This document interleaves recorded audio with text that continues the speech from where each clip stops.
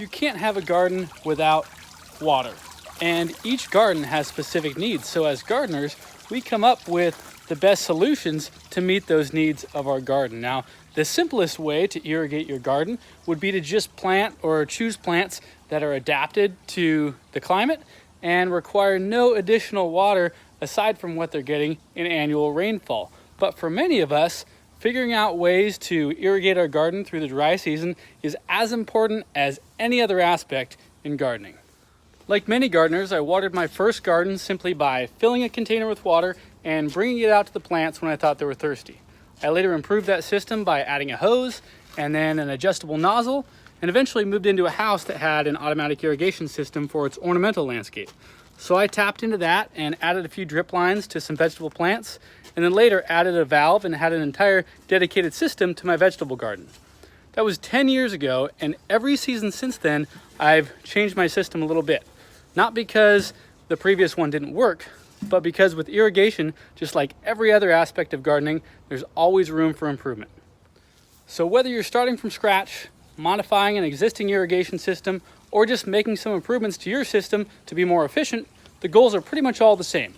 Deliver the right amount of water to the plants on a consistent schedule without spending too much time doing the actual watering yourself.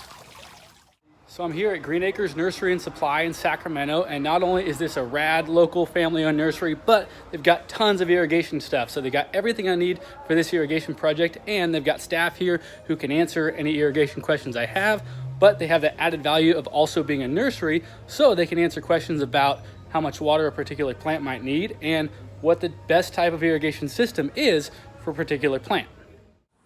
Today I'll be working in a garden that has lawn, fruit trees, ornamental landscaping, raised garden beds, and lots of other plants. And like many gardens, there is an irrigation system already in place, but some of the components are broken, some are ineffective or inefficient, and some areas of the garden still require hand watering. So I'll be using the system that's already in place, adapting onto it, modifying it, and making it overall more effective and more efficient. I'll be replacing the worn out irrigation valves with these new valves and manifold, and I'll show you how to do it from scratch if you still need to.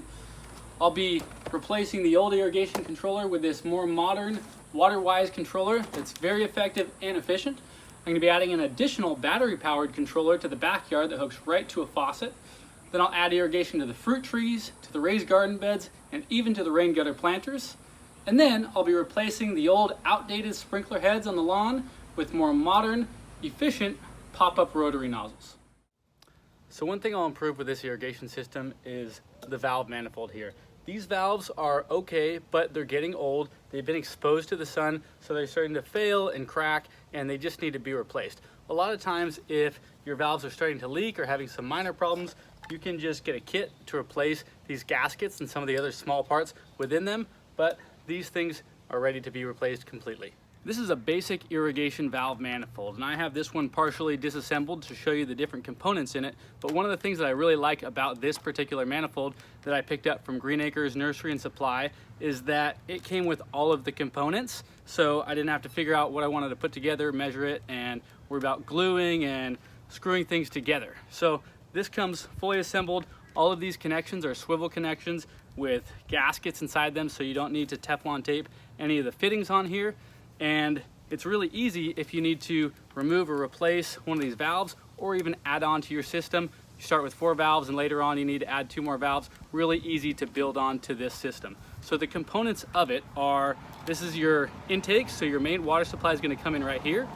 This is a swivel connection where you're going to put your riser. This is a 12-inch riser. You want your risers to be at least 12 inches so that your valves can be a minimum of 12 inches above your highest sprinkler if you're using anti-siphon valves. So this is the valve, and basically the water is going to come in right here.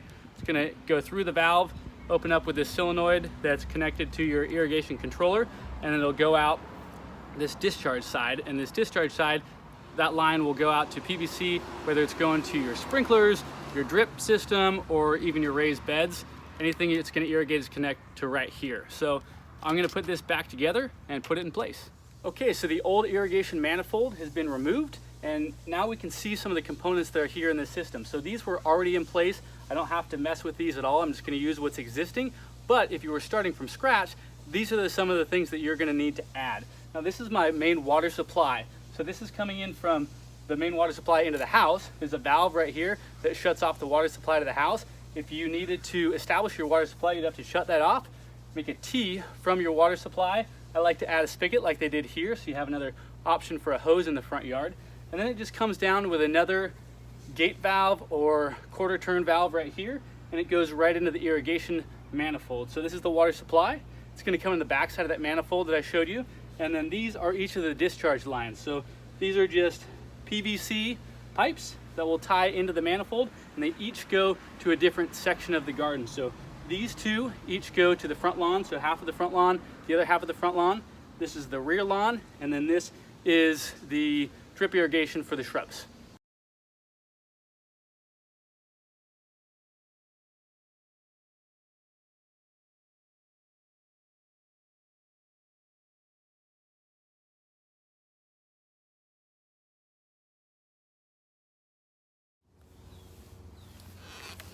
So one of the things I really like about this pre-assembled manifold is that they come in different size options. This is a 4-valve option. You can get it in 2, 3, so you can really build onto them to whatever size you need for your project. And if you start with 4, you can add 2 more, 3 more later, which is exactly what I'm doing. So right now I've got 4 valves, but on the end of it right here, all I have to do is remove that cap. I can screw on 2 more valves and I'm good to go. So at this point, these irrigation valves are ready to be used as is. You can just come out and manually turn them on one at a time right here. But the main point of installing these valves is to not only maximize our time, but our efficiency in watering. So in order to really achieve that, I'm gonna wire these to an irrigation controller.